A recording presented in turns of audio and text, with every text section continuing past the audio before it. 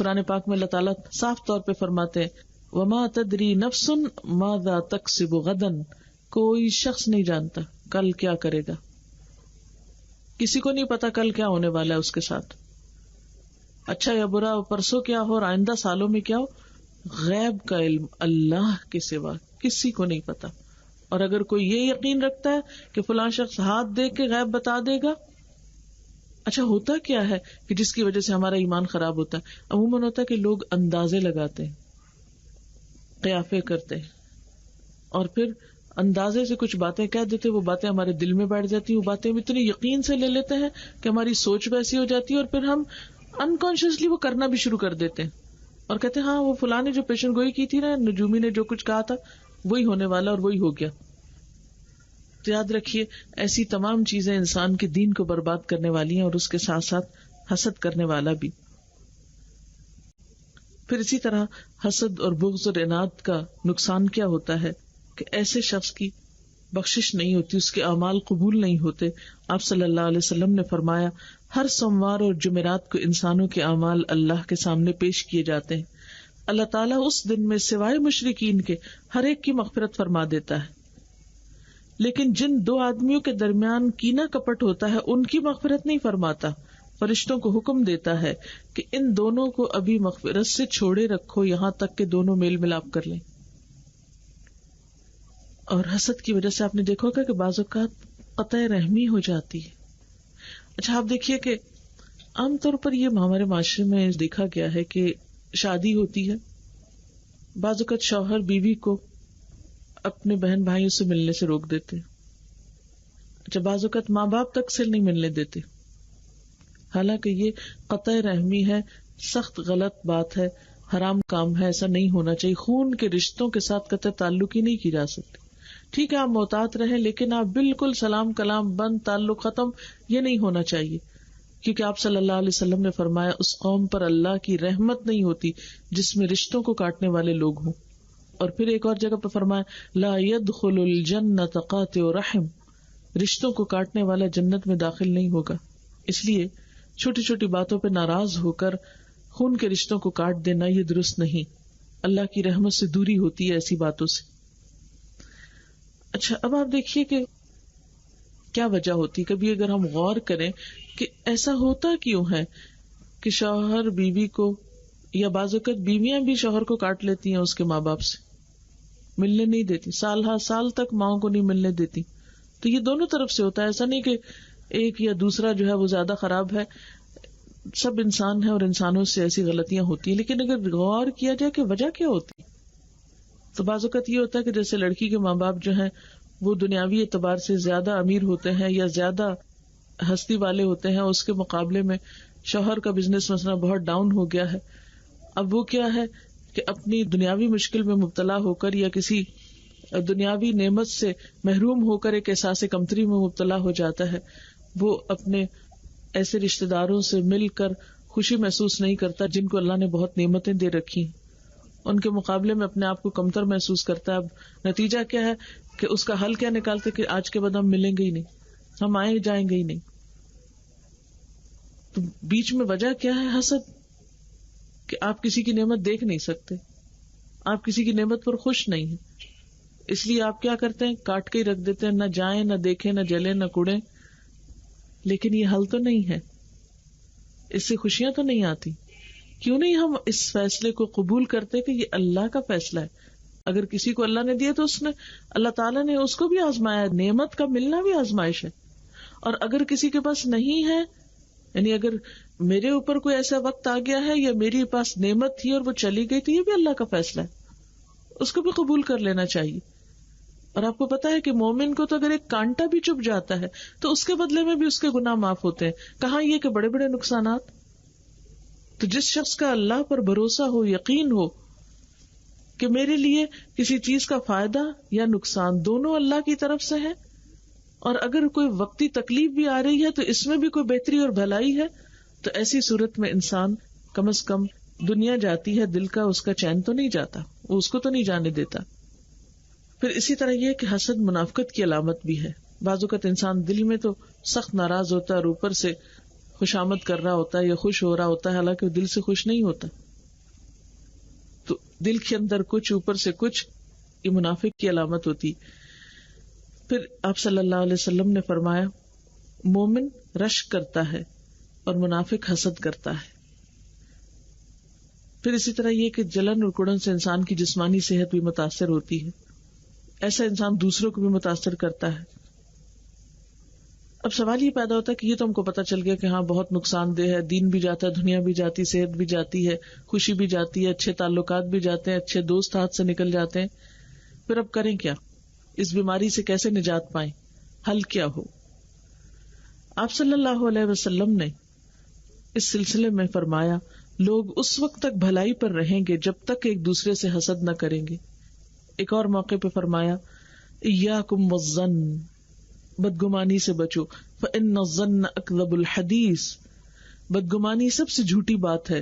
ولا تحسسوا ولا تجسسوا، نہ دوسروں کی ٹو لگاؤ، نہ تجسس کرو. ولا تنافسوا ولا تحاسدوا، ایک دوسرے سے مقابلہ بازی نہ کرو اور ایک دوسرے سے حسد نہ کرو. ولا تباغضوا، ایک دوسرے سے بغض نہ رکھو. ولا تدابروا، ایک دوسرے سے پیٹ نہ پھیرو. وکونوا عباد اللہ اخوانا، اور اللہ کے بندو بھائی بھائی بن جاؤ. تو اس لیے آپ صلی اللہ علیہ وسلم نے خاص طور پر جب اس سے منع کیا تو اس سے نکلنا تو ہوگا. اس کے لیے کیا ہے؟ سب سے پہلی بات تو یہ کہ آپ صلی اللہ علیہ وسلم کے اس فرمان کو ذہن میں رکھا جائے کہ آپ نے فرمایا تھا حضرت انس کو کہ اے بچے، اگر تم صبح اور شام اس حال میں گزار سکو کہ تیرے دل میں کسی کے خلاف کوئی کھوٹ کپٹ نہ ہو تو ایسا ہی کرو. اس کے لیے سب سے پہلی چیز یہ کہ انسان اللہ تعالیٰ سے دعا کرے کہ یا اللہ تو میرے دل کو چین دے، قرار دے، مجھے اپنے فیصلوں پر راضی ہونے کی توفیق دے اور تو میری مدد فرما. اس لیے کہ دل کی کیفیات ایسی ہوتی ہیں کہ جس میں انسان بعض اوقات بے بس ہو جاتا ہے. اگر ظاہری کوئی تکلیف ہے نا، مثلاً کہیں ہاتھ پہ چوٹ لگی، خدا نخواستہ کوئی فریکچر ہو گئے، پٹی باندھ دیں گے، اوپر سے علاج کریں گے، دوا لگائیں گے، مساج کریں گے، مختلف تھراپیز کے ساتھ آپ کو ٹریٹ کر دیں گے. لیکن جو اندر چوٹ لگی ہوئی ہے، اندر زخم ہوا ہے، اندر جو بلیڈ ہو رہا ہے، اس کو باہر سے تو کوئی پٹی نہیں کر سکتا. اس کے لیے آپ کو خود ہمت کرنی پڑے گی اور سب سے پہلا قدم جب اٹھائیں تو اللہ سے مدد مانگے. واستعینوا بالصبر والصلاۃ. اب آپ دیکھیں کہ جب کوئی بھی خراب چیز ہماری زندگی میں آتی ہے تو ہم کیا کرتے ہیں؟ دعا کرتے ہیں نا، اور پھر دعا کے ساتھ کوشش کرتے ہیں. مثلاً فزیکلی بھی آپ دیکھیں، کچھ لوگ جیسے چھپکلی سے ڈرتے ہیں. اگر کمرے میں چھپکلی آ جائے تو کیا کرتے ہیں؟ اچھا آ ہی رہے، میں تو سو رہی ہوں. نہیں، اس کو نکال کے سوئیں گے، اس کے ساتھ نہیں سوئیں گے کمرے میں. نہیں کیا پتا میں سو رہی ہوں اور مجھے آ کے کاٹ جائے. تو حسد تو اس سے بھی زیادہ برباد کرنے والی چیز ہے. ایسا نہ ہو کہ وہ ساتھ ہی ہو اور آپ سوئے رہیں اور وہ نقصان پہنچا دے. اس کو نکالنے کی کوشش کرنی چاہیے. اب کوشش میں کیا ہے کہ انسان اپنی سوچ کو بدلے. سوچ کو بدلنے کے لیے کیا ہے کہ انسان اپنے دل میں اچھے خیالات لائے. مثلاً کیا خیال لایا جا سکتا ہے کہ اللہ تعالیٰ اس کے بدلے میں اگر میں دوسرے کی نعمت پر خوش ہوتا ہوں، جو اپنے کو ملا اس پہ شکر گزار ہوتا ہوں، تو اللہ تعالیٰ اس کے بدلے میں میری نعمتوں کو بڑھائے گا اور آخرت میں اس کا بہترین اجر ملے گا. کیونکہ دنیا میں اگر کسی کے پاس کچھ نہیں ہے تو ایسا نہیں ہوگا کہ قیامت کے دن اللہ تعالیٰ اس محرومی کا اس کو بدلہ نہ دے یا اس کی جزا نہ دے. جیسے پہلے میں نے عرض کیا کہ اگر کانٹا تک بھی چپ جاتا ہے تو اس کی بھی جزا ملے گی، اس کے بدلے میں بھی گناہ معاف ہوتا ہے، اس کے بدلے میں بھی درجہ بڑھتا ہے. پھر اسی طرح یہ ہے کہ حسد کو رشک میں بدل دیں.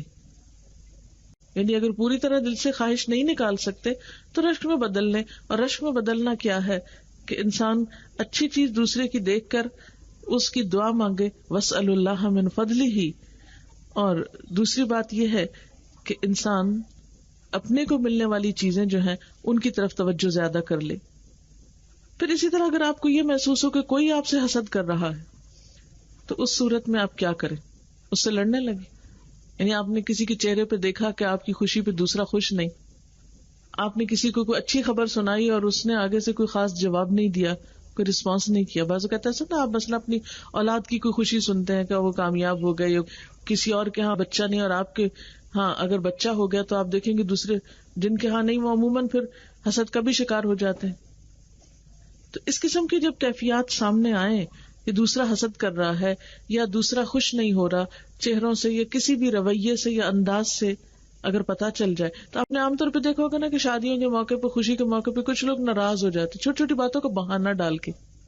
وہ کیوں ناراض ہوتے؟ کوئی وجہ نہیں ہے. بعض اوقات آپ سوچتے ہیں کوئی وجہ تو نہیں ہے، ایسی بڑی بات تو نہیں تھی، کوئی اتنی بڑی بات تو نہیں تھی کہ جس پہ فلاں شخص روٹھ گیا. وہ اصل بات یہ نہیں کہ کوئی بات ہوتی ہے، بات نہیں ہوتی. وہ دوسرا شخص مجبور ہوتا ہے، وہ اپنے حسد کی وجہ سے آپ کی خوشی میں شریک نہیں ہو پاتا، اس کی مجبوری ہے. اب بہانہ بنا کے اس نے واپس آپ ہی پہ الزام ڈال دیا کہ آپ ہی سبب ہے. تو ایسی صورت میں جب آپ دیکھیں کہ کوئی حسد کر رہا ہے تو اس کا علاج بھی یہ ہے کہ آپ حسد سے بچنے کے لیے اللہ تعالیٰ نے جو آپ کو سکھایا قرآن پاک میں اس کو اپنے لیے پڑھ لیں. اب دیکھیں کہ ایک سورت ہے قل اعوذ برب الفلق من شر ما خلق ومن شر غاسق اذا وقب ومن شر النفاثات فی العقد ومن شر حاسد اذا حسد. معوذتین کا پڑھنا حاسد کے شر سے انسان کو محفوظ رکھتا ہے، کیونکہ حاسد جب آپ کی نعمت پہ حسد کر رہا ہے تو وہ نقصان بھی پہنچانے کے لیے کوشش کرے گا. اور وہ نقصان کئی قسم کا ہو سکتا ہے نا، خواہ آپ کی عزت کو نقصان دے یا آپ کے مال کو نقصان دے یا آپ کی جان کو نقصان دے، یعنی کوئی نہ کوئی طریقہ وہ اختیار کر سکتا ہے. اب ایسے میں انسان پریشان نہ رہے. مثلا آپ نے دیکھا ہوگا کہ جو صاحب مال ہوتے ہیں ان کو اپنی جان کا خطرہ پڑا رہتا ہے. اسی طرح اور باقی چیزوں میں نعمتوں کا ملنا انسان کو فکر ہوتا ہے کہ دوسرا مجھے اس طرح اور اس طرح اور اس طرح نقصان نہ دے. تو ایسی صورت میں انسان کیا کرے؟ اللہ کی پناہ لے اور ان صورتوں کو صبح شام 3 دفعہ پڑھے، کیونکہ حدیث پاک میں اسی طرح ہمیں بتایا گیا. اسی طرح صبح شام کی دعائیں جس میں بسم اللہ الذی لا یضر مع اسمہ شیء فی الارض ولا فی السماء وهو السمیع العلیم 3 دفعہ یہ پڑھنی چاہیے. اچھا، بعض لوگ جو ہے وہ لمبے لمبے وظیفے کرنے لگتے ہیں اور بہت سی ایسی مشکلات کا شکار ہو جاتے ہیں. تو اس میں ہمیں دیکھنا چاہیے کہ اللہ کے رسول صلی اللہ علیہ وسلم نے ہمیں کیا سکھایا، قرآن نے ہمیں کیا سکھایا، کیونکہ اللہ تعالیٰ سے بڑھ کر تو ہمارا کوئی خیر خواہ نہیں ہو سکتا. تو قرآن پاک میں یہی صورت ملتی ہے جس کو ہمیں پڑھنا چاہیے. آپ صلی اللہ علیہ وسلم نے بھی ہمیں دعائیں سکھائی ہیں. وہ دعائیں جو ہیں حفاظت کی دعاؤں کے نام سے موجود بھی ہیں، ان کو آپ پڑھ سکتے ہیں صبح میں شام میں. پھر اسی طرح یہ ہے کہ بعض اوقات حسد کی وجہ سے نظر بھی لگ جاتی اور انسان ایسی بیماریوں کا شکار ہو جاتا ہے کہ جس کا کوئی وجہ نہیں سمجھ میں آتی. آپ نے دیکھا ہوگا نا بعض اوقات سارے ٹیسٹ کلیئر ہے، کچھ بھی نہیں ہے، تو بس ڈاکٹر عام طور پہ کہتے ہیں بی سوچا نہ کرو، تم سوچتی بہت، یا اس طرح کی کوئی چیز کہہ دیں گے، لیکن وہ کوئی حل تو نہیں ہوتا. ظاہر ہے کہ سوچ تو انسان اپنے اندر سے نکال نہیں سکتا، سوچ تو سوچ ہوتی. تو اس کی وجہ کیا ہوتی؟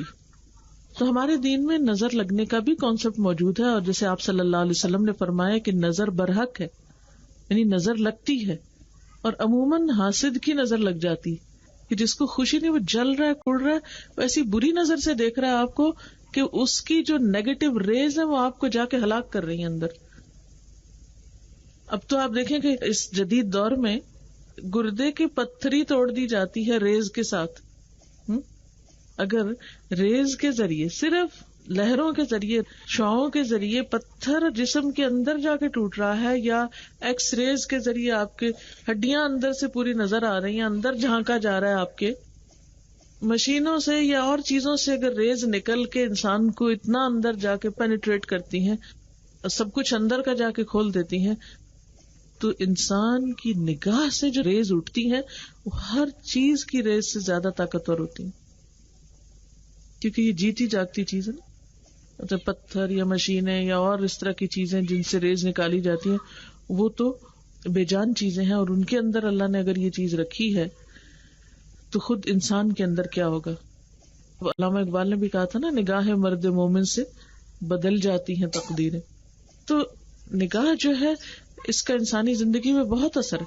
مثلا آپ دیکھیں کہ کسی کے کان سے آپ نہیں متاثر ہو سکتے، یا کسی کے ناک سے آپ کو کوئی نقصان نہیں پہنچے گا.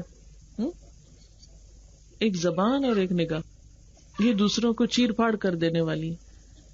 کہتے ہیں نا کہ تلوار کا زخم جو ہے وہ مندمل ہوتا ہے، زبان کا زخم نہیں مندمل ہوتا. اسی طرح یہ جو ریز ہے ہماری نگاہوں کی، خوشی کی یا حسد کی یا محبت کی یا نفرت کی، یہ بھی اثر انداز ہوتی ہے انسان پر، اور بعض اوقات روحانی بیماریوں کا سبب بنتی.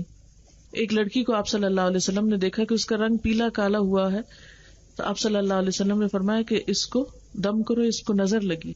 اور آج کے دور میں آپ نے دیکھا ہوگا کہ جتنی بھی روحانی بیماریاں ہیں یا نفسیاتی بیماریاں ہیں یا دماغی پریشانیاں ہوتی ہیں، تو آپ نے ایک اصطلاح سنی ہوگی کہ ڈاکٹرز کہتے ہیں کہ باڈی میں کیمیکل امبیلنس ہو گیا ہے، اس وجہ سے یہ بیماری ہو گئی. تو وہ ایسی دوائیں دیتے ہیں کہ جس سے وہ بیلنس درست ہو جائے. کبھی آپ نے سوچا کہ وہ امبیلنس ہوا کیوں، وہ کہاں سے ہو گیا اور کیسے ہو گیا؟ تو وہ اس بیلنس کو درست کرنے کے لیے بعض اوقات کیا کرتے ہیں کہ آپ کو دوائیں دیتے ہیں، اور دوائیں عام طور پر سلانے والی دیتے ہیں کہ دبائے رکھیں. قرآن پاک میں اللہ تعالیٰ فرماتے ہیں قد افلح من زکاہا وقد خاب من دساہا. کامیاب وہ ہوا جو اپنے نفس کو پاک کرتا ہے، صاف کرتا ہے، اور ناکام وہ ہے جو اس کو دبا دیتا ہے. تو یاد رکھیے، خواب آور دوائیاں، نشہ آور دوائیاں کھا کر روحانی علاج کرنا یا نفساتی بیماریوں کا مقابلہ کرنا یہ کوئی درست طریقہ نہیں ہے.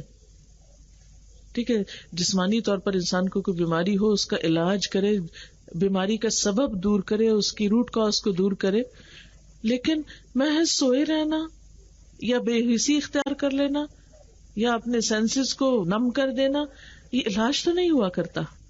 علاج تو یہ ہے کہ آپ روٹ کاز کو پہنچے. مثلا جیسے ایک اچھے بلے سرسبز درخت پہ پھل لگتے تھے، وہ پھل ختم ہو گیا، اس کے پتے ختم ہو گئے، شاخیں سوکھ گئی، تو آپ دیکھیں گے نہیں بھائی کیا ہوا، خرابی کہاں ہے. اور آپ نے دیکھا کہ عموماً جڑوں کو کچھ کیڑا لگا ہوتا ہے یا کوئی خرابی لگی ہوتی، تو آپ اس پہ اسپرے کرتے ہیں، اس کو نئی مٹی ڈالتے ہیں، پانی ڈالتے ہیں، پھر دوبارہ ہر چیز ہری بھری ہو جاتی. تو روٹ کاز کو دیکھنا بے حد ضروری. تو بہت سی نفسیاتی روحانی بیماریوں میں روٹ کاز کو دیکھیں، اور روٹ کاز میں بہت سی وجوہات ہو سکتی ہیں، کازز ہو سکتی ہیں، لیکن ان میں سے ایک اہم ترین کاز کیا ہوتی ہے؟ نظر لگنا. اب نظر کا علاج کیسے کیا جائے؟ اس میں آپ صلی اللہ علیہ وسلم جب بیمار ہوتے یا ایسی کوئی کیفیت ہوتی تو جبریل علیہ السلام آپ کو دم کیا کرتے تھے. تو ماؤں کو اپنے بچوں کو یا اپنے جس کو بھی ہو ایک دوسرے کو، اس کے لیے ضروری نہیں ہوتا کہ کسی نے خاص اجازت دی ہو یا کوئی خاص کلام ہو یا کچھ نہیں، ہر شخص کو اللہ کو یاد کرنے کا حق ہے. آپ سورۃ فاتحہ پڑھیں، آپ معوذتین پڑھیں، آپ آیت الکرسی پڑھیں، آپ سورۃ البقرہ کی آخری آیات پڑھیں، کیونکہ وہ خاص خزانے سے عطا ہوئی تھی نا آپ صلی اللہ علیہ وسلم کو. ایک حدیث میں آتا ہے کہ جو ان کو پڑھ کے دعا کرتا ہے اس کی دعا بھی قبول ہوتی ہے. تو ان آیات کو پڑھ کر آپ دوسرے کو پھونک مار سکتے ہیں. تو آپ دیکھیں گے کہ وہ جو اندر زخم ہوئے تھے یا وہ جو اندر نیگیٹو ریز گئی تھی، جب اس کے مقابلے پر آپ قرآن پڑھ کر اللہ کا ذکر کر کے ایک پازیٹو دم کرتے ہیں تو اس سے علاج ممکن ہوتا ہے. کیونکہ قرآن پاک میں اللہ تعالیٰ فرماتے ہیں وَنُنَزِّلُ مِنَ الْقُرْآنِ مَا هُوَ شِفَاءٌ وَرَحْمَةٌ لِّلْمُؤْمِنِينَ. ہم قرآن میں سے وہ چیز اتارتے ہیں کہ جو مومنوں کے لیے شفا اور رحمت ہے. وَلَا يَزِيدُ الظَّالِمِينَ إِلَّا خَسَارًا، اور ظالموں کے لیے خسارے کے سوا کسی چیز میں اضافہ نہیں کرتی. یعنی جو نہیں مانتے، جو نہیں اس کو سمجھتے، ان کو پھر اس سے فائدہ نہیں ہوتا. تو حضرت جبریل علیہ السلام آپ پر کیا دعا پڑھتے تھے؟ بسم اللہ ارقیک من کل شیء یؤذیک من شر کل نفس او عین حاسد اللہ یشفیک. بسم اللہ ارقیک، ترجمہ کیا ہے اس کا؟ میں اللہ کے نام سے آپ کو جھاڑتا ہوں، اور ہر اس چیز سے جو آپ کو اذیت دے، اور نفس اور حاسد کی نظر کے شر سے اللہ آپ کو شفا دے. میں اللہ کے نام پر آپ کو جھاڑتا ہوں. اب یہ جو دعا ہے یہ صحیح حدیث میں آئی ہے اور آپ صلی اللہ علیہ وسلم پر آزمائی گئی ہے، اور جبریل امین اس کو پڑھنے والے ہیں. تو اس سے بڑھ کے یقینی علاج کیا ہوگا؟ پھر کیا ضرورت ہے اور کلام پڑھنے کی اور بے معنی چیزیں؟ کیونکہ بعض اوقات لوگ کیا کرتے ہیں کہ جب کوئی ایسی تکلیف ہو بچے کو، بڑے کو، بعض اوقات آپ نے دیکھو کہ بچے دودھ چھوڑ دیتے ہیں. چھوٹا بچہ ہوتا ہے، رو رہا ہے، دودھ نہ پیتا ہے، نہ کھاتا ہے، نہ بات کرتا ہے، نہ کچھ، چڑچڑاپن. دوا دیتے کسی بھی چیز سے آرام نہیں آتا، ڈاکٹر کہتے اس کو ہے ہی کچھ نہیں، لے جائیں، کسی چیز میں بہل نہیں رہا، کیا ہے اس کے اندر، کیوں بے چین ہے، کیوں پریشان ہے، ایسی ہی کچھ چیز ہوتی. تو اس میں اب آپ کہتے ہیں وہ فلاں بزرگ کے پاس لے جاؤ، وہاں لے جاؤ. کہیں نہیں لے جانے کی ضرورت. خود آپ اس کلام کو پڑھیں اور بچے پہ دم کر دیں. ہر ماں کو یہ آنا چاہیے اپنے بچے پہ دم کرنے کا طریقہ، اور خود اپنے پر. اور آپ صلی اللہ علیہ وسلم کا طریقہ کیا تھا؟ ہر روز رات کو سوتے وقت معوذتین اور سورۃ الاخلاص پڑھ کے اپنے ہاتھ میں پھونک مارتے، پھر اس سے اپنے ہی جسم کو خود دم کرتے، سارے آخر تک اس کو یعنی چھوتے تھے اپنے جسم کو. یہ روزانہ کا علاج ہے. اگر آپ روز یہ عمل کر لیں، دائیں کروٹ پہ لیٹیں، سنت کو فالو کریں، دایاں ہاتھ دائیں گال کے نیچے رکھیں، آیت الکرسی پڑھیں، چاروں طرف پھونک مارے، پھر اسی طرح معوذتین پڑھیں، اپنے ہاتھوں پہ دم کر کے انہی کو اپنے سر پہ، اپنے چہرے پہ، اپنے ہر جسم کے حصے پر پھیر لیں، تو انشاءاللہ آپ دیکھیں گے کہ بہت سی روحانی بیماریاں آپ کے قریب نہیں پٹکیں گی. کسی حاسد کا حسد، کسی شریر کا شر، کسی بدخواہ کی بدخواہی آپ کو اثر نہیں کرے گی، کیونکہ آپ اپنے آپ کو اللہ کی حفاظت میں دے دیتے ہیں. پھر اسی طرح یہ ہے کہ جب آپ کسی کے ایسے رویے کو دیکھیں، مثلا کوئی شخص بلا وجہ ہی آپ کو تنگ کیے جا رہا ہے، پریشان کیے جا رہا ہے، آپ کو ذلیل کرنے پہ تلا ہوا ہے، کوئی آپ نے اس کو کچھ کہا نہیں، کوئی وجہ نہیں، تو ایسی صورت میں پھر کیا کیا جائے؟ انسان اس کے لیول پہ نہ اترے، بد اخلاقی کے جواب میں بد اخلاقی نہ کرے، کسی کے الزام تراشی کے جواب میں الزام تراشی نہ کرے، بلکہ صبر کرے. اس کے بارے میں ایک شعر ہے عربی کا، اصبر علی کید الحسود فان صبرک قاتلہ، حاسد کے مکر و فریب پہ صبر کرو، تمہارا صبر اس کو قتل کر کے رہے گا. یعنی کسی کی باتوں کی پرواہ نہیں کرو، صبر کرو، تمہارے صبر میں اللہ ایسی طاقت پیدا کرے گا کہ اس کا حسد خود بخود ختم ہو کر رہ جائے گا. پھر اسی طرح یہ ہے کہ کچھ معاملات میں رازداری سے کام لینا چاہیے. یہ نہیں کہ ہر بات، ہر پروگرام، ہر منصوبہ ہر ایک کو بتاتا رہے انسان. مثلا آپ کہیں جا رہے ہیں یا کوئی بزنس کرنے لگے یا کہیں انویسٹمنٹ کر رہے ہیں یا کوئی خرید و فروخت کر رہے ہیں، تو اب یہ نہیں کہ آپ اشتہار لگا دیں میں یہ کام کرنے جا رہا ہوں اور دوسرا آگے پہنچ کے کام خراب کر دے. نہیں، کچھ چیزوں میں رازداری سے بھی کام لینا چاہیے، اور یہ بھی ہمارے دین کی تعلیم ہے. یہ نہیں کہ ہر چیز آپ چھپائی رکھیں اور ایک آپ مبم سی پراسرار پرسنالٹی بن جائیں. یہ نہیں کہا گیا. انسانوں سے بات چیت بھی کریں، ایک دوسرے سے ڈسکس کریں، مشورہ کریں، اچھے طرح سے رہیں. لیکن کچھ چیزیں ایسی ہیں کہ جو جب تک وہ کسی نتیجے پہ نہ پہنچے تو پہلے سے ہی ان کا اعلان نہ کریں. جیسے عام طور پر ایسا ہوتا نا کہ نئی پریگننسی وغیرہ ہو تو وہ مائیں منع کرتی کہ مت بولو، چپ کر کے رہو، خاموش رہو، اشتہار نہ دیتے پھرو. کیوں اس طرح کہتے؟ ابھی جب تک تم خطرے سے نہ نکل جاؤ یا کچھ، تو اس طرح کی باتیں کرنے کا فائدہ نہیں، کیونکہ ہر کوئی سن کے کوئی ہاں کرے گا، کوئی واہ کرے گا، کوئی کچھ کرے گا، کوئی خوش ہوگا، کوئی اس میں جلے گا، کوئی کڑھے گا. تو یہ جو بڑے اس طرح کی بات کرتے ہیں کہ یہ بےمانی باتیں نہیں ہوتی، ان کے اندر کوئی حکمت ہوتی. اسی طرح کسی چیز میں کامیابی ہونے لگی ہے تو انسان وقت سے پہلے نہ شور مچا دے، اس کو تکمیل تک پہنچنے دے. اسی طرح وہ ایک شخص کا کھیت تھا، سورۃ الکہف میں اس کا واقعہ آتا ہے، تو اس کا پھل سارا مارا گیا کیونکہ اس نے ماشاءاللہ نہیں کہا تھا. کسی اچھی چیز کو دیکھ کر، یعنی جس پہ کسی کو حسد ہو سکتا ہے، کسی نعمت پہ دل خوش ہو رہا ہے، اپنی ہی کسی نعمت پہ، اپنے بچے کی کسی نعمت پہ، تو جس پر انسان ماشاءاللہ پڑھ لے پھر اس کو نظر بھی نہیں لگتی، اس کو نقصان نہیں ہوتا. کیونکہ ایک شخص جو دوسرے کو سمجھانے والا تھا، اس نے کہا تھا لولا اذ دخلت جنتک قلت ما شاء اللہ، جب تم اپنے باغ میں داخل ہوئے تھے تو ماشاءاللہ کیوں نہیں پڑھی تھی؟ یہ پڑھ لیتے تو نقصان نہ ہوتا. مثلا اللہ نے آپ کو اچھا گھر دیا ہے، اچھی اولاد دی ہے، کچھ بھی نئی نعمت ملی ہے، بچے کی شادی ہے. مثلا جیسے عام طور پہ کیا ہوتا ہے، دلہن کو دیکھتے ہیں تو ماں باپ دیکھیں، عزیز دیکھیں، دوست دیکھیں، رشتے دار دیکھیں، تو اس وقت ماشاءاللہ کہیں اور اس کے ساتھ دعا سکھائی گئی. یعنی اگر دل میں تھوڑی سی آنے لگے، مثلا آپ کے بچے کی شادی نہیں ہوئی، دوسرے کی ہو رہی ہے، تو اس وقت حسد کرنے کی بجائے اسلام نے ہمیں کیا سکھایا ہے کہ اس کو دعا دو، برکت کی دعا، بارک اللہ لک، اللہ تمہیں تمہاری اس نعمت میں برکت دے، میں راضی ہوں، خوش ہوں، مجھ سے تم کسی برائی کی توقع نہ رکھو. یعنی کسی کی خوشی کو دیکھ کر دوسرے مسلمان کو کیا تعلیم دی گئی کہ وہ اس کے لیے دعا کرے کہ اللہ تمہیں نصیب کرے. یہ ہمارے ہاں مبارک کا تصور کیوں ہے؟ کسی کا بچہ پیدا کرتے چلو مبارک دیتے ہیں. یہ اصل میں حسد کی نفی ہے کہ ہم اس کی خوشی میں شریک ہونے جا رہے ہیں، اس کو دعا دے رہے ہیں کہ تم خوب پھلو پھولو. ہمارے دل میں کوئی برا جذبہ نہیں، کیونکہ حاسد نقصان پہنچانے کی کوشش کرتا ہے. آپ صلی اللہ علیہ وسلم کو یہود نے زہر آلود بکری کھلا دی تھی کہ آپ کو ختم کیا جائے. آپ کو پتہ بھی چل گیا، جس خاتون نے یہ زہر ملایا تھا اس کو آپ نے بلایا، اس نے اقرار بھی کر لیا، لیکن آپ نے اس کو معاف کر دیا. تو جو معاف کرنا ہوتا ہے یہ بھی حاسد کے حسد کو کم کرتا ہے اور اس کا ایک طرح سے علاج ہوتا ہے. پھر یہود نے آپ صلی اللہ علیہ وسلم پر جادو کی کوشش کی تھی. آپ نے اصل مجرموں کو پکڑ بھی لیا تھا لیکن اس کے باوجود ان کو کوئی سزا نہیں دی, ان کو بھی معاف کر دیا. نہیں اگر آپ کو پتا چل بھی جائے کہ کسی نے آپ کے ساتھ کوئی زیادتی کی یا کچھ, اچھا بعض لوگوں کو جیسے ہوتا ہے نا کوئی ایسی انہونی سی علامات ہوتی ہیں تو آپ کہتے جی جادو ہے یہ وہ, پھر لوگ پہنچ جاتے ہیں سیانوں کے پاس, اچھا ہمیں یہ بتاؤ کیا کس نے, اچھا وہ بھی بتا تمہاری بہن ہے یا فلاں ہے یا کچھ, کسی کا نام لے دیں گے حالانکہ ہو سکتا ہے اس کا قصور بھی نہ ہو اور آپ بے وجہ میں کسی کے دشمن بن جائیں. تو کبھی بھی یہ نہیں پوچھنا چاہیے کسی سے کس نے جادو کیا. اگر پتا چل جائے کوئی چیز نکل بھی آئے, کوئی علامت ظاہر بھی ہو جائے تو یہ نہیں معلوم کرے کہ کسی کو نہیں پتا ہوتا. یہ سب تک بازی ہوتی ہے اور اس میں جھوٹ کا بھی اندیشہ ہوتا ہے اور دوسرے بے گناہ انسان پر الزام تراشی کا بھی. تو ایک نقصان ہوا, دوسرا ایمان کا بھی نقصان ہوا, اور پھر غیب کی خبریں کسی سے معلوم کرنا انسان کی ساری نیکیوں کو برباد کر کے رکھ دیتا ہے. ایسا ہے کہ انسان کے اندر جب منفی خیالات پیدا ہوتے ہیں نا تو اس کا علاج اس وقت ہوتا ہے جب اس کی جگہ کوئی مثبت خیالات اپنے اندر پیدا کرے, اپنی سوچ کو بدلے.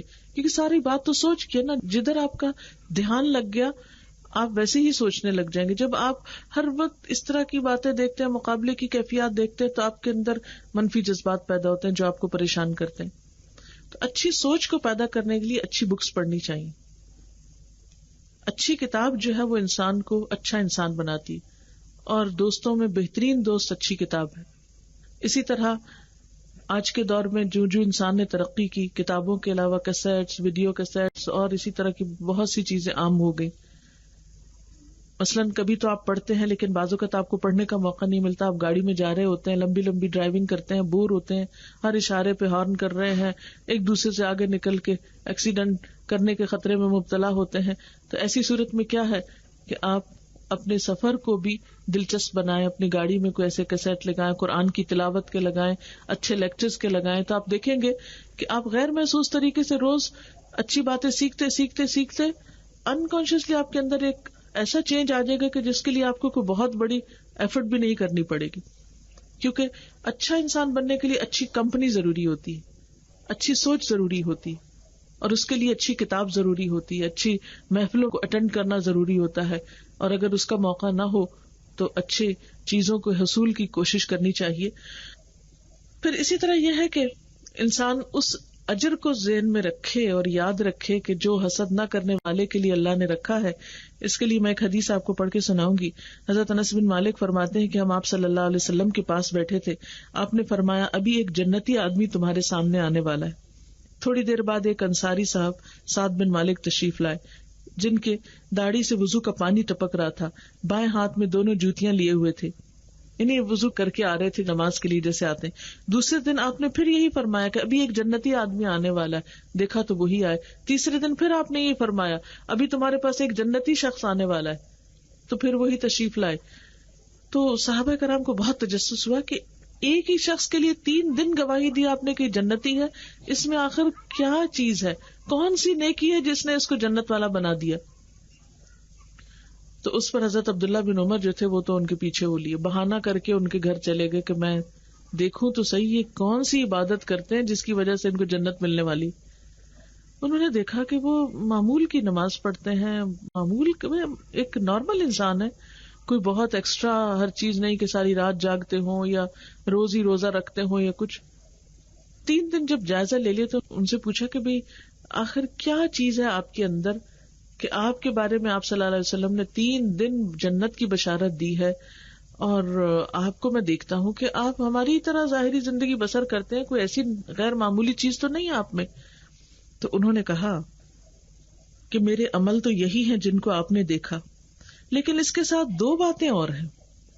ایک یہ کہ میں کسی مسلمان سے کینہ نہیں رکھتا, کسی کے لیے دل نہیں میلا رکھتا, اور نہ کسی کی بھلائی پر جو اللہ نے اسے دی ہے حسد کرتا ہوں, نہ کسی سے حسد کرتا ہوں, نہ کسی سے نفرت ہے نہ کسی سے حسد ہے, سب کے لیے اچھا ہی سوچتا ہوں. تو عبداللہ بن عمر جو ان کا حال معلوم کرنے کو آئے تھے وہ کہنے لگے اسی چیز نے آپ کو اس درجے پہ پہنچایا ہے. تو اگر انسان جنت میں جانے والے اعمال کو سامنے رکھے کہ یہ چیز اگر میں اپنے دل سے نکال دوں گا, ویسے کسی کی بھی نعمت پہ اگر تھوڑی سی بھی فیلنگ آنے لگے فوراً چھٹک دے, اللہ اس کو مبارک کرے. ہم اپنے لیے کچھ اور کرتے ہیں اور اس کے پیچھے نہ پڑ جائے اور غلط باتیں زبان سے نہ نکالے. برے جذبات اس کے لیے اظہار نہ کرے، الزام تراشی نہ کرے، اور یہ سوچے کہ مجھے تو دوسرے کی نہیں اپنی فکر ہونی چاہیے. اگر میرا دل صاف ہے تو میرے لیے اب بھی خوشی کی بات ہے، دنیا بھی جنت ہے. جس شخص کے دل پہ کوئی بوجھ نہیں، کوئی حسد نہیں، کوئی کسی سے نفرت نہیں، وہ کتنا پرسکون دل ہے. اور اسی طرح آخرت میں بھی جنت کی بشارت ہے ایسے شخص کے لیے. تو اور کیا چاہیے. آپ صلی اللہ علیہ وسلم سے یہ پوچھا گیا کہ اے اللہ کے رسول صلی اللہ علیہ وسلم، سب سے بہتر کون شخص ہے؟ آپ نے فرمایا ہر مخموم القلب اور سچی زبان والا. لوگوں نے کہا سچی زبان والے کو تو ہم جانتے ہیں، مگر یہ مخموم القلب کیا ہے؟ آپ نے فرمایا پرہیزگار، صاف ستھرا، جس میں نہ گناہ ہو، نہ ظلم، نہ کینہ ہو، نہ حسد. یعنی جس کے دل میں کوئی کینہ حسد نہیں. اور کامیابی بھی ایسے ہی لوگوں کے لیے ہے کہ جن کے اندر یہ صفت ہو. آپ نے فرمایا وہ شخص کامیابی یا فلاح کو پہنچ گیا جس نے اپنے دل کو ایمان کے لیے خالص کر لیا، اپنے دل کو صاف کر لیا، اور اس کی زبان سچی ہے، نفس کو مطمئن بنا لیا، اور اپنی طبیعت کو حسن اخلاق کے سانچے میں ڈھال لیا. لیکن ہم عام طور پر اپنی شخصیت کو صرف ظاہری زیور کپڑے سے سجاتے ہیں، اخلاق کی فکر نہیں کرتے، اپنی گفتگو کو نہیں درست کرتے، اپنے دل کو جو کہ کسی کو نظر نہیں آتا اس کو درست نہیں کرتے. اصل میں مشکل یہ ہے نا کہ جو چیزیں ہماری نظر آتی ہیں ان کو تو ہم بنانے سنوارنے کی کوشش کرتے ہیں، جو اندر سے دل کسی کو نظر نہیں آتا اس کی ہم پرواہ بھی نہیں کرتے. روایات میں آتا ہے کہ حضرت موسیٰ علیہ السلام نے ایک شخص کو عرش الہی کے سائے میں دیکھا تو ان کے مرتبے کو دیکھ کر ان میں رشک پیدا ہوا. کہا کہ مجھے بھی یہ مرتبہ ملتا تو اچھا تھا. انہوں نے اللہ تعالیٰ سے اس کا نام پوچھا تو اللہ تعالیٰ نے فرمایا اس کے نام سے کیا غرض، اس کے کام بتائے دیتا ہوں جن کی وجہ سے وہ عرش کے سائے تلے ہے. یہ شخص 3 کام کیا کرتا تھا. ایک یہ کہ لوگوں پر اللہ کے انعامات کو دیکھ کے حسد نہیں کرتا تھا، دوسرا یہ کہ اپنے ماں باپ کی نافرمانی نہیں کرتا تھا، اور تیسرا یہ کہ لوگوں کی چغلی ایک دوسرے سے نہیں کرتا تھا. یعنی ہر ایک کے درمیان تعلقات کو اچھا رکھنے کی کوشش کرتا تھا. ایسے ہی لوگ اپنی دنیا کو بھی جنت بنا لیتے ہیں اور آخرت میں بھی جنت کے حقدار ہیں. تو اللہ تعالیٰ سے دعا ہے کہ وہ ہماری خاندانی زندگیوں کو، معاشرتی زندگیوں کو اتنا بہترین کر دے کہ جس سے ہمارے گھروں میں اور معاشرے میں سکون آ جائے. دعا کرتے ہیں آپ. سبحان اللہ والحمد للہ ولا الہ الا اللہ واللہ اکبر ولا حول ولا قوة الا باللہ العلی العظیم.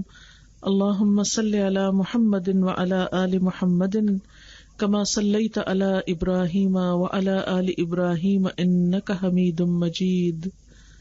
اللہم بارک علی محمد وعلی آل محمد کما بارکت علی ابراہیم وعلی آل ابراہیم انک حمید مجید. ربنا آتنا فی الدنیا حسنة وفی الآخرة حسنة وقنا عذاب النار. ربنا لا تزغ قلوبنا بعد إذ هديتنا وهب لنا من لدنك رحمة إنك أنت الوهاب. ربنا هب لنا من أزواجنا وذرياتنا قرة أعين واجعلنا للمتقين إماما. یا حی یا قیوم برحمتک نستغیث لا الہ الا انت سبحانک انی کنت من الظالمین. لا الہ الا انت سبحانک انی کنت من الظالمین. لا الہ الا اللہ وحدہ لا شریک لہ لہ الملک ولہ الحمد وہو علی کل شیء قدیر. اللہم صل وسلم علی نبینا محمد. اللہم صل وسلم علی نبینا محمد. اللہم صل وسلم علی نبینا محمد. یا اللہ پاک جو کچھ ہم نے پڑھا سنا ہے اپنی رحمت سے قبول فرما. یا اللہ اگر کوئی بات زبان سے ایسی نکل گئی ہو جو آپ کو پسند نہ آئی ہو تو ہم سب کو اس سے دور کر دے. جو باتیں آپ کی مرضی کے مطابق ہوئی ہوں اللہ ہمیں اس پر عمل کی توفیق عطا فرما. یا اللہ ہمارے دلوں سے حسد کو دور کر دے، ہمارے دلوں میں ایمان پیدا کر دے، اپنی محبت پیدا کر دے، اپنے حبیب محمد صلی اللہ علیہ وسلم کی محبت پیدا کر دے، اپنی کتاب کی سچی محبت دے دے. یا اللہ مسلمانوں کے درمیان باہم اتفاق اور محبت پیدا کر دے، ہمارے خاندانوں میں محبت پیدا کر دے، ہمارے رشتہ داروں میں باہم محبت پیدا کر دے، ان کو ایک دوسرے سے جوڑ دے. یا رب العالمین تو ہماری اولادوں کو ہماری آنکھوں کی ٹھنڈک بنا. یا اللہ ہمیں اپنے والدین کے لیے صدقہ جاریہ بنا. یا اللہ تو ہماری ازدواجی زندگیوں کو خوشگوار بنا. یا اللہ جو لوگ مالی مشکلات اور پریشانیوں میں مبتلا ہیں ان کی پریشانی دور فرما. یا رب العالمین جو بیمار ہیں انہیں صحت کاملہ عطا فرما. یا اللہ جو مائیں اپنے بچوں کے رشتوں کے لیے پریشان ہیں ان کی پریشانی دور فرما. یا اللہ جن بچوں کی شادی ہے ان کو بہترین خوبصورت مستقبل عطا فرما. ان کے درمیان باہم بہترین محبت، اتفاق اور سلوک پیدا فرمانا. انہیں ایک دوسرے کی قدردانی عطا فرمانا. یا اللہ انہیں دنیا اور آخرت کی خوشیاں عطا فرمانا. یا اللہ ان سب پر اپنی رحمت نازل فرما. یا اللہ ہم سب کے دکھوں، تکلیفوں، بے چینیوں اور پریشانیوں کو دور کر دے. ہمیں اپنی رحمتوں سے ڈھانپ لے. ہمارے ملک کی حفاظت فرما، امت مسلمہ کی حفاظت فرما. یا رب العالمین اس وقت امت مسلمہ پہ بہت سخت وقت ہے. یا اللہ تو ہمیں ہوش کرنے کی توفیق عطا فرما، اپنے فرض ادا کرنے کی توفیق عطا فرما. یا اللہ ہم اس حال میں دنیا سے رخصت ہوں کہ تو ہم سے راضی ہو. اللہ اپنی نعمتوں پہ شکر ادا کرنے کی توفیق عطا فرما. رب اوزعنی ان اشکر نعمتک التی انعمت علی وعلی والدی وان اعمل صالحا ترضاہ وادخلنی برحمتک فی عبادک الصالحین. اللہ اپنی رحمت سے نیک بندوں میں شامل کر لے. یا اللہ تو ہماری آخرت کو بہترین بنانا. یا اللہ ہمارے حساب کو آسان کر دینا. ہمیں جنت الفردوس میں داخل فرمانا. بے حساب بخش دینا. پل صراط پہ گزرنا آسان فرما دینا. یا اللہ جتنے بھی بہنیں آئی ہیں یہاں پر ان سب کا آنا، ان کا بیٹھنا، سننا قبول فرما. ربنا تقبل منا انک انت السمیع العلیم وتب علینا انک انت التواب الرحیم. وصلی اللہ تعالی علی خیر خلقہ محمد وعلی آلہ واصحابہ واہل بیتہ اجمعین برحمتک یا ارحم الراحمین. الہی آمین. سبحانک اللہم وبحمدک نشہد ان لا الہ الا انت نستغفرک ونتوب الیک. السلام علیکم ورحمۃ اللہ وبرکاتہ. اعوذ باللہ من الشیطان الرجیم. بسم اللہ الرحمن اعوذ باللہ من الشیطان الرجیم. بسم اللہ الرحمن الرحیم. بسم اللہ الرحمن الرحیم. اعوذ باللہ من الشیطان الرجیم. بسم اللہ الرحمن الرحیم.